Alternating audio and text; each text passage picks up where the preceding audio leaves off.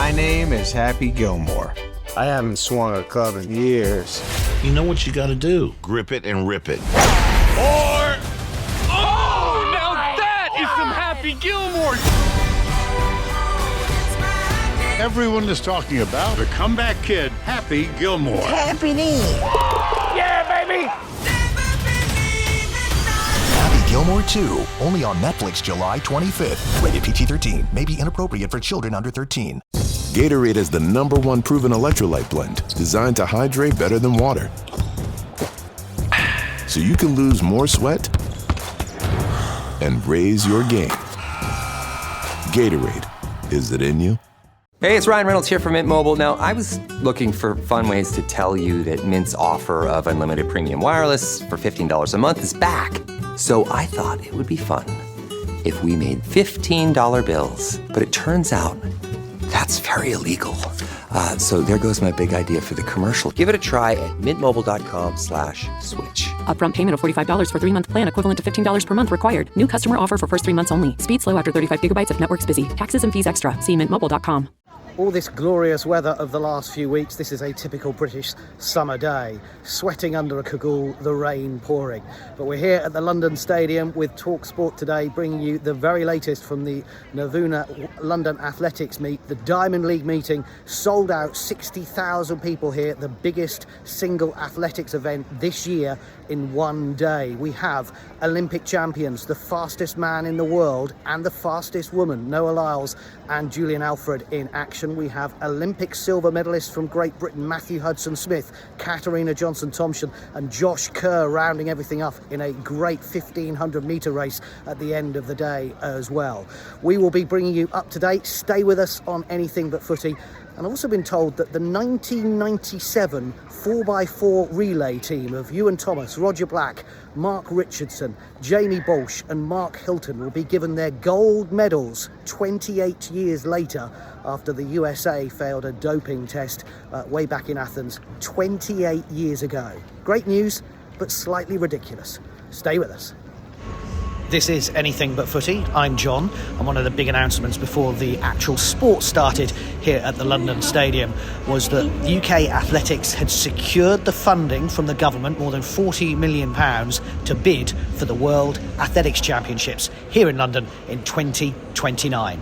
Let's speak to Jack Buckner, CEO of UK Athletics. We all know times are tough at the moment, but really working with our partners in Athletic Ventures, London Marathon and Great Run, on what we can do and the economic impact. So, this is an investment. This will pay back in spades if we get the event. So yes, it has been a lot of work, and it's exciting. So you've got the backing of the government. What's the process now? So the process is we need to put in a bid to World Athletics, and that bid process starts in September, October, so we will submit a bid, and then there is a year-long assessment process, and the decision will be made at the Ultimate World Championships in 2026. So it's a very thorough process, and we're going to have to work really hard to get it.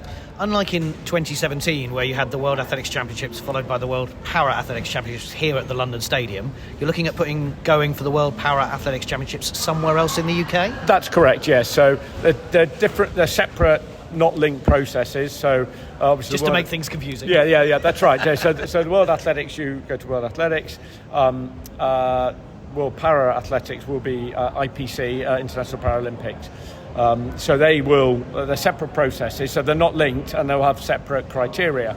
So yes, and we think this will be a fantastic opportunity in a way for the World Para-Athletics to have its own moment, in its own way. So we think both will be really strong bids. And would it be Birmingham, Manchester, Glasgow? Yeah, I think so. I mean, we've got great relationships with all those cities, and there may be others that are interested in. I think for us, it's about a really strong partner as a vision for the sport that's probably not just about the event too, and that's what we're trying to do. So what else can you wrap around it? Broader sort of social and societal impacts and things. So I think there are some fantastic cities. I mean, London's amazing, as you know, but we've got some great city partners in Birmingham, Glasgow, like you say, Manchester, and other places around the country. So we want it to be part of the kind of regeneration of the sport, really. So I'm here with Sophie Hahn, the 100-metre para champion here at the Diamond League meeting in London. Firstly, the conditions, how was it? Oh my goodness, in the warm-up it was like a flood. It's almost like I could look down and it's like I could swim in this. The performance was so good. The time, I'm not meant to be, but I was happy to take the win in front of this home crowd, so I can't complain.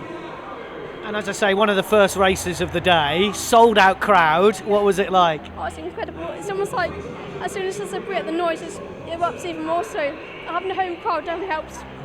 Big announcement this morning that London's going to try and bid for the 2029 World Para Athletics Championships as well. The para one will be elsewhere in the UK. Firstly, your reaction to the fact that they want to bid for it? Oh wow, that's amazing. I feel like if they could host London 2029, it's the same as in 2017, that would be absolutely amazing. For the para to have a showcase in a crowd like this, and it's home, so yeah, that would be amazing. And it might be, say, Birmingham or Glasgow or Manchester? Maybe, I think Glasgow would be good. I think Manchester, the headwind, so even if it was here, that would be amazing. But I think anywhere in the UK, that's pretty special to have home more champs. Because 2017 was pretty good. Yeah, 2017, that was my favourite champs. I think that was by far the highlight of my career so far. Well, many congratulations today. Good to see you. Have a great season. Thank you. See you soon. So we're here with Lina Nielsen, 5th in the 400 metres Diamond League hurdles. How are you feeling? Yeah, it was... I think some of the times were down. I don't think Femke will be too pleased with it. She's always run her fastest here, so it was difficult with the weather and the conditions. But I'm happy with the first 9 hurdles. That 10th hurdle is my enemy. I don't know if it's trauma from the Olympics, but I struggled to get my stride at hurdle 10 and I lost it today. So I think that's why I maybe lost close to half a second. But I'm pleased. I'm so privileged to compete in the stadium, and yeah, it's always a privilege to compete with some of the best in the world. No pun intended, but how do you get over that last hurdle? I think it comes with the races. We're still kind of in a bit of a heavy training load. The World Champs are still 2 months away, so when we freshen up that 10th hurdle, we'll get closer and closer. It felt closer today, but still had to put an extra step in, so it's the beauty of the hurdles, it's the trial and error sometimes. You mentioned about the World Championships. They do seem a long way away, because a year ago we were about to go to Paris. Yeah, we were travelling the day after this. So yeah, it's a long way, and we had to tell ourselves not to get too excited early in the season. I think when I got to Olympics last year, I had raced so much, trying to chase standards and world rankings, and this year I've got the standards, so we've got that luxury of kind of holding on to training for a little bit longer. So I think that's why we see it in these races. It's still hard to kind of finish the home straight, but yeah, it was good. I'm so happy to be in the stadium, and the cheer from the crowd was just so special. And final question, British Championships to come. I assume you want to go there and take that title? To be honest, I just want to go and qualify, because even then it's still 6 weeks before the champs. We've got 2 of us who had the standard. It's going to be a special race, and as long as we both qualify, I think we'll be happy. Many congratulations today. Thanks for talking to us. Thank you so much. So I'm here with Zac Skinner, the 100 metre winner, just by the size of your chest. Yeah, I mean, maybe I should tell Coach we need to keep the bench press in the programme. But no, I'm ecstatic. Like I said before, all I wanted to do was win the race. I thought it was going to be quicker, but that doesn't really matter today. Today was about competing in this sort of environment and winning, and yeah, I can't be happier to secure the win. What are the conditions like? I would actually have said before the race really fine. Like, it's not that wet out here. Like, it's hard to warm up in the warm-up area. It's like drenched, but like it's 20 degrees. Like, we can't expect everything from Great Britain. I mean, it's probably not, like, at the end of the day, you're never going to run the fastest race ever here in this weather, but it's an amazing track and it's warm. I thought it was going to be quicker than that. And how are you feeling ahead of the World Athletics Championships in Delhi in September? Good, I'm excited. I mean, I'm really excited. I feel like last year was almost like a breakthrough year for me to finally start feeling like where I had been before a lot of significant injury. Sadly, that little breakthrough year came probably a year too late, and now I'm feeling the effects of having that almost solid base from last year. So I'm in the best shape of my life. I know this is now the beginning building into Delhi, and I'm just excited to see where we can go from here. And announced today that London, or I think it's the UK actually, is going to go for the World Para Athletics Championships in 2029. I mean, that's like Christmas Day. I was here in 2017. I wasn't here in 2012, but 2017 was the best 3 weeks of my life. We were in this stadium in front of 10, 20,000 Brits every session. And I think London is just, I mean, they can't see it, but looking out there is just, I'm so proud of this sport. And I thought I would never see how big it could be from 2017 because it was so huge. And the Stade de France last year was something that I would have only expected from London. So to have that to look forward to in 2019 if it all goes ahead is not only massive for the sport, but also just massive for the next generation of the sport as well. Well, many congratulations. Thanks for talking to us. Thank you very much. Cheers. Here we are with Amy Hunt, third place in the 200 metres Diamond League. Yeah, I think we're racking up the podiums at the Diamond League at the moment. I come second and third. 2 thirds, 2 seconds actually. So, yeah, we're definitely proving that head-to-head on the big stage we can get it done. Doesn't matter what time anyone's run coming into this, I'm ready to take it to them and give my all in. Try and cross that line first. And Dina just ahead of you, and of course Julian Alfred as well. Yeah, I wanted to win this race. I came in today wanting to win this race, and I know I was capable of it. But we're going to go back to the drawing board, kind of have a little look at what happened. I don't think there was sections of that race that were really good. I think my first 30 I've probably done better, but it wasn't horrible. And then the last 10, I was just I just had nothing left. But when we get to trials and when we get to Worlds, it's a completely different story, and I'll be looking to, watching the film back, looking at my rivals. I know how to beat them. I just need to do it. And your season has been long because you did the indoor season. It's been busy. And now you're in the world. I've been racking up the air miles, I'm on flight 40 of the year. Mad. So I better be getting gold status with British Airways or something like that. But yeah, it's been busy, but it's been really nice to travel the world. That's not anything to be underestimated as a young person kind of doing something that they love. Traveling the world is a really fun adventure. But then also just putting myself in those head-to-heads. I've raced Sharika, I've raced Majinga, I've raced Dina and Daryl, I've raced Julian multiple times now. So when we get to Worlds, I'm coming for you.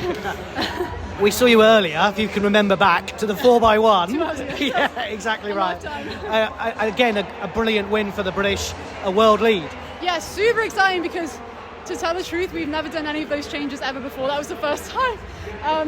And we've all been so busy. We all live in completely different ends of the earth. So it's hard to get in that practice time together. But we know that each of us is so skilled that when we then come together, we can just practice it and warm up, and we're fine. And then we put together a world lead. So we'll be definitely looking to take the gold in Tokyo. It was bittersweet for us last year. So and we have the talent to be able to be the best in the world. So we'll definitely be taking it to the Americans. Is that why you changed some of the legs because of Paris? You were so close in Paris. Honestly, that didn't impact our decision making at all. It's who's available. We've moved Dina on to first now, and that seems to be working really well. Daryl's always really solid on fourth. But for me, I can do either second or third, so I kind of plug the gap where it's needed. So it's kind of nice being versatile because I know I can slot in anywhere. And we have so many girls up and coming now. The under-20s, which were here, they ran a PB, that was sick. And the under-23s, they're killing it out in Bergen at the moment. So we have a lot more depth and a lot more people that can slide in the squad.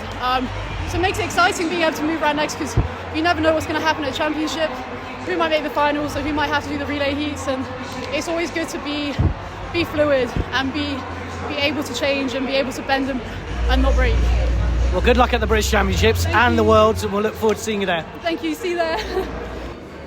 So it's been quite the day here at the London Stadium. Even the sunshine made an appearance by the end as well. A world lead for Great Britain's 4x100 metre women's relay team. They got silver in Paris a year ago, going for gold in the World Championships, they told me. Georgia Hunter-Bell, well, no Keely Hodgkinson, no problem, because she won the 800 metres here at the Diamond League and could go for that in the World Championships. Charlie Dobson did a PB of 44.14 in the 400 metres, beating Matthew Hudson-Smith into second place and second in the all-time European list over that distance. Talking about all-time in the lists, Max Bergin was third behind the Olympic champion and the Paris 2024 silver medalist in the men's 800 metres, and he's now third after running a personal best in the Britain's all-time record behind his teammate Ben Patterson and a certain Seb Coe. Morgan Lake beat the Olympic champion to win the high jump competition, and Noah Lyles also told me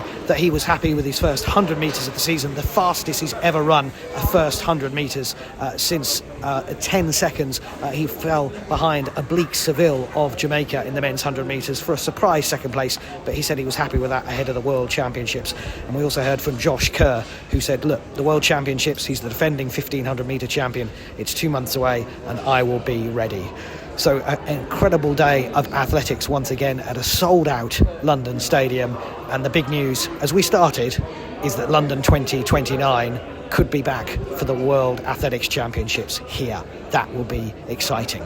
Michael will be at the British Championships in a couple of weeks' time. I've been keeping TalkSport up to date with what's been happening here at the London Stadium. This is Anything But Footy, the Olympic and Paralympic podcast. This podcast is part of the Sports Social Podcast Network.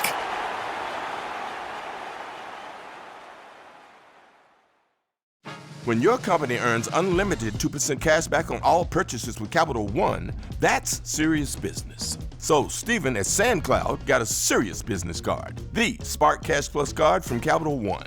We used our 2% cash back to help build our retail presence. Savvy, Stephen. And we get big purchasing power, so our business can spend more and earn more. The Spark Cash Plus card from Capital One. What's in your wallet? Terms and conditions apply. Find out more at CapitalOne.com/SparkCashPlus.